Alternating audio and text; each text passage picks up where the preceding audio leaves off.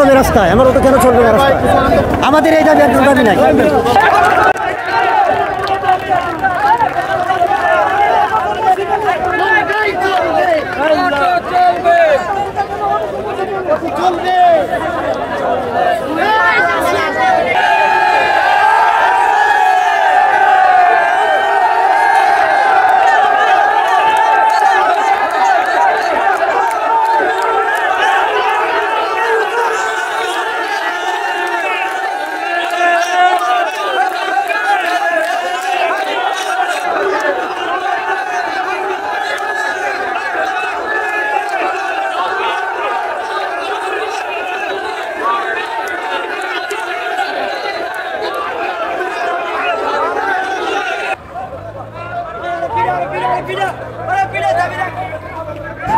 রিক্সা বস আমাদের হলো অনেকে দিনমজুরি লোক, আমরা খেটে খেতে হবে।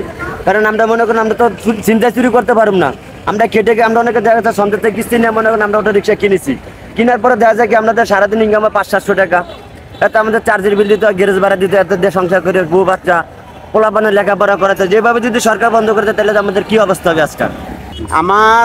আমার কথা হইলো যে আপনার কিছু হইলে দেশটার মধ্যে একটা আন্দোলন সৃষ্টি হয়ে যায়। এর কারণটা কি? সমস্যা কোন জায়গায়?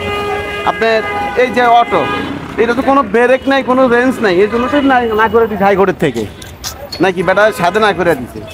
তো দরকারটা কি? এই জঞ্জালের কোনো দরকার আছে? এই যে মানুষের ভুক্তভোগী হইতেছে, হাজার হাজার মানুষ হাসপাতাল যেতে পারে না, বাচ্চাদের হাইতে যেতেছে, এগুলা খারাপ না? এগুলা তো ঠিক না।